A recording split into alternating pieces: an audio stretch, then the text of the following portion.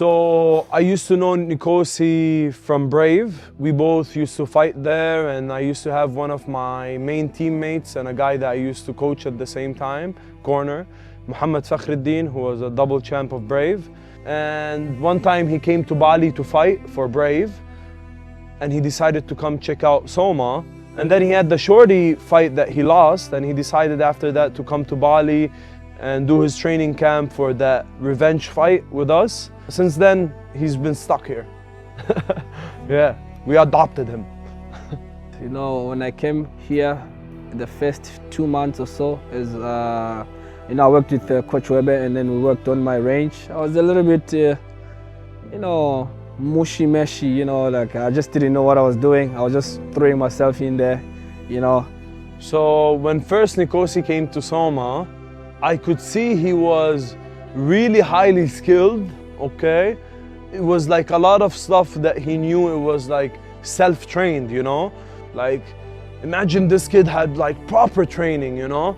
And he didn't understand what was range, you know? And in 2 weeks, I made him understand what was range, and the kid mastered it in 2 weeks, which was crazy. And you could see that range in the fight against Shorty when he won the belt. You could see that how he mastered that range and how he cut him up, and it was a masterpiece of a performance. We just had to, you know, tweak that one thing, you know, just control your range. That's it. We went to the fight, control your range, and then went into the fight, and, you know, we produced a beautiful result, you know, just from that, you know. And the coaches, man, you know, they love what they do, you know, so they are really passionate about their job, and, you know, seeing fighters grow and improve. I believe there's a beautiful future. I feel good, I feel happy. I feel I'm improving every time, and yeah, all the way to the top. Watch out for Soma, boys. Flexing, yeah, but your soul is empty. Dripping in diamonds, Fenty. Dripping in vibes, got plenty. Got the technique, yeah, like Jet Li. Ow. One little chop like pow. One little hit like wow. Living for the now, live for the sound. Nice for the dollar, but I'm making a pound, yeah. Worry about that. No, don't worry about that. Worry about that. Worry about that. Like, no, don't worry about that. Something. Worry about that. No, don't worry about that. Worry about that. Worry about that. Like, no, don't worry about that. Something.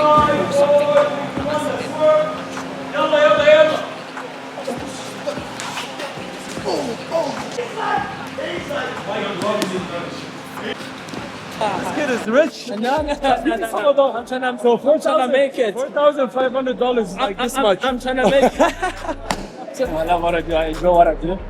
It's not easy, but I try to be positive. You know, I've done 4 sessions today. You know, it's pretty much the minimum, if not max. You know, I try.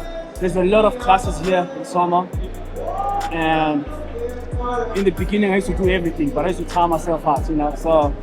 Now when I do 4, it's good. When I'm tired, 3, it's all good. So I feel good today. It was a good day. As you can see, great thing. Go get some sleep. Wake up tomorrow, repeat, do the same thing. Basically, that's all it is. Just a boy. I was once a young boy from Africa in the streets of Deep Snood. Rised all the way. You know, I had to work hard, even though back at home, I had facilities to train like this. So this is beautiful, man. We fighters from all over, good wrestlers from everywhere, and you know, I'm learning a lot. So, and it just didn't happen like this. You know, it took consistency, hard work, and just loving what I do. So for all of y'all young fellas out there, don't give up, y'all. Just keep working and keep praying to God, and He'll open the doors for you. That's the only thing I can say. My amateur career helped a lot. Amateur career, you know, your amateur is very important, especially if you want to be good in the sport of MMA. But I would say what really helped to improve even more is the IMMAFs, because the IMMAFs helped, you know, to broaden the bigger picture. I had to see the bigger picture. You know, now it's not just the challenge, you know, it's easier, you know, on the background, or you know, you can be the alpha, especially on your backyard. You know, it's easier because most of the people don't take MMA seriously, you know. But when I had the opportunity to, you know, go to the IMMAFs, now you see that you know, there's a bit of a challenge, and it helps you grow mentally, and that's where you really, that's where the decision to say, I want to do this for life actually comes from, because the amateur also in the IMMAF is not really that easy. Sometimes some of my toughest fight I had were in amateur as I speak, so it's not really like just you're gonna run through it. So Nkosi started all his pro career with Brave. So he's had a lot of fights with Brave.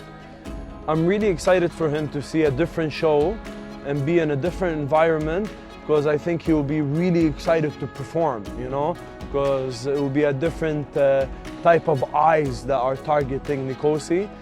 And it's a really exciting step in his life, First of all, he will be in the Africa tournament, and inshallah he wins that and he will get to the world tournament, and I have no doubt he will shine, he will really shine, I'm excited, man. New challenges, new doors to open, new grounds, new territories, new stage, be even bigger than Brave, so I'm excited, man. I mean, it is a lot of other fighters' dreams to be signed in PFL, and the UFC, so for me, just being able to represent PFL, to be able to step on the PFL cage, it's an honor for me, man. Before, when I was young, I remember I wanted to fight for Baleto. There's a video I was like, Baleto is my dream. I want to fight in Brave. My biggest one is Baleto. If I see myself in Baleto, then I would have achieved my dream. I've never really cared about UFC, but I was like Baleto. And finding myself in PFL now, because PFL and Baleto are one thing, so this is good for me. I'm happy and I'm excited. I'm in a good space, mentally. I'm positive, and yeah, I can't wait.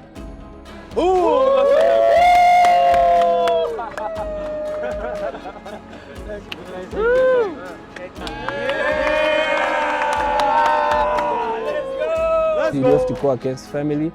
I had to go against family sometimes. I had to go against my mom's desires of what she wanted me to be, and I had to move away from home, basically run away from home, and be on my own, struggle a little bit, but that's what I had to go through. Now what you've achieved, and just going back on what you said about your mum not wanting you to do what you're doing, is she proud of you now? She's very proud. She's very proud. She became proud the first time I fought professionally, because I did all my amateur, and I was just getting hurt, injuries now and then, and not making any money, so that was what was worrying her. But the first time I fought in Brave, I got a little bit of money, and then I came back, I gave her just a little bit of some money, and she just changed her mind from there. And now she's the one who's asking me, when are you fighting, So she's the one, when are you fighting? I'm praying, so it's good. It's good now. I had to secure the bag first so that she can appreciate me, My name is Nkosi Ndebele. I grew up in the heart of South Africa, where nothing came easy. And every step forward had to be earned. There were no fancy gyms, no cameras, no promises. Just me and a dream that felt bigger than the world around me. Now I'm in Bali, training with some of the best, pushing harder than ever, evolving and growing. But I'm not just doing this for myself. I carry my home with me, every rep, every round, and every moment. Because I know there's a kid back in Africa watching and wondering if it's possible. I'm here to show them it is. That where you start doesn't define where you can go. This isn't just my journey, it's ours. And I'm only getting started.